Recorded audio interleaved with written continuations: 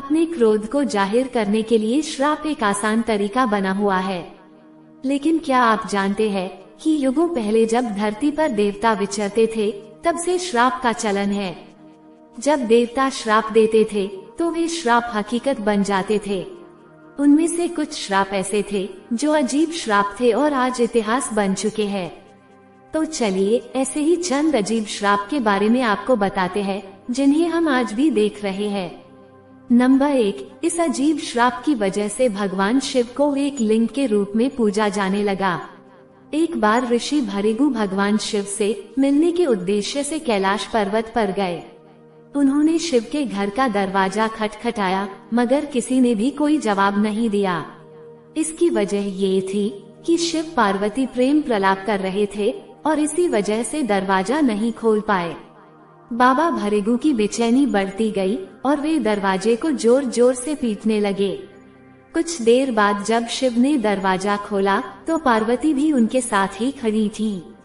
बाबा भृगु को इस बात पर गुस्सा आ गया कि शिव उन जैसे एक महान ऋषि का स्वागत करने की बजाय प्रेम प्रलाप को प्राथमिकता दे रहे थे और तब उन्होंने शिव को श्राप दिया कि कोई भी शिव को असली रूप में नहीं पूजेगा। उनकी हमेशा लिंग के तौर पर ही पूजा की जाएगी। नंबर 2, इस अजीब श्राप की वजह से रामायण और महाभारत हुए। इतिहास में असुरों और देवों के बीच कई लड़ाइयाँ हुई थीं, जिनमें ज्यादातर असुरों की होती थी। देवताओं से जीत हासिल करने के लिए असुरों के गुरु शुक्राचार्य को एक समाधान सूझा, मृत संजीवनी स्तोत्रम नामक एक मंत्र को पाना जो असुरों को अजेय बना सकता था। शुक्राचार्य ने तपस्या के जरिए मृत संजीवनी मंत्र हासिल करने का मन बन लिया और तपस्या के लिए भगवान शिव के निवास के बाहर आसन लगा लिया। शुक्राचार्य ने अपने असुर शिष्यों को आदेश दिया कि वे उनके पिता भृगु के आश्रम में जाकर आराम कर लें। देवों को मालूम था कि असुर आश्रम में तपस्वी के तौर पर रह रहे हैं और उनके पास हथियार भी नहीं है। सारे देवता असुरों को मारने निकल पड़े। देवों से बचने के लिए असुरों ने भृगु की पत्नी से सुरक्षा की मांग की। भृगु की पत्नी इतनी ताकतवर थी कि उसने इंद्र को स्थिर कर दिया। देव डर गए और भागे भागे भगवान विष्णु के पास जा पहुँचे। विष्णु जी ने देवताओं से कहा कि अगर वे बचना चाहते हैं तो उनके शरीर में प्रवेश कर जाए। इस बात पर भृगु की पत्नी भड़क उठी और विष्णु को धमकाया कि अगर उन्होंने ऐसा किया तो उन्हें इसका अंजाम भुगतना पड़ेगा।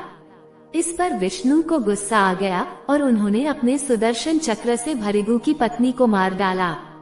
जब भृगु ने सुना कि उनकी पत्नी को मार डाला गया है तो वे आग बबूला हो गए। इसलिए उन्होंने विष्णु को श्राप दिया कि उन्हें धरती पर कई बार जन्म लेना होगा और जन्म व मरण के चक्रों को झेलना होगा। इसी वजह से विष्णु कई अवतार लेकर धरती पर आए और इन्हीं बातों पर रामायण व महाभारत के महाकाव्यों की रचना की गई।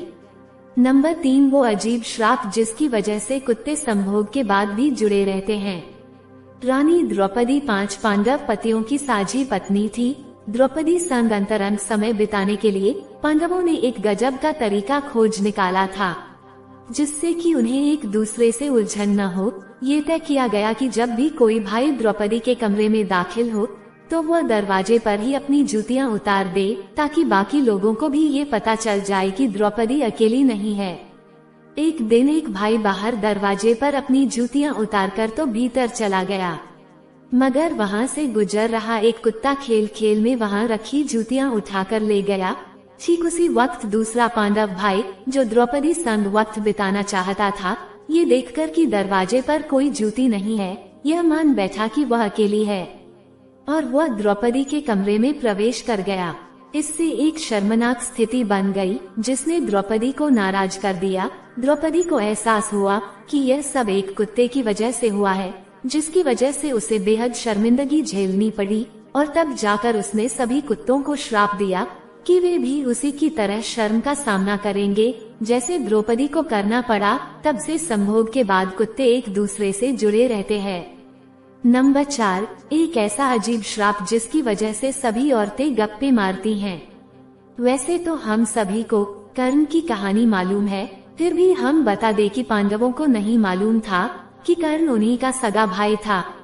जब अर्जुन ने कर्ण को मार दिया तो कुंती ने पांडवों के सामने कर्ण के माता पिता का रहस्य उजागर किया। युधिष्ठिर, जिनके बारे में माना जाता है कि वो सदा सच बोलते थे, ये सच्चाई सुनकर आग बबूला हो गए और पूरी औरत जात को ये श्राप दे बैठे कि भविष्य में कोई भी औरत किसी भी रहस्य को पचा पाने में कामयाब नहीं हो पाएगी। तब से देखा गया है कि चुगली करने में या बातों को बड़ा चढ़ाकर बताने में ज्यादातर संख्या महिलाओं की है। मित्रों, ये वो अजीब श्राप है जिन्हें वेद पुराणों में लिखा गया है। उम्मीद है दोस्तों ये छोटी सी कहानी आप लोगों को पसंद जरूर आई होगी। तो प्लीज दोस्तों वीडियो को लाइक करके मेरे चैनल को सब्सक्राइब जरूर कर देना और वीडियो में लास्ट तक बने रहने के लिए आप लोगों का तहे दिल से धन्यवाद।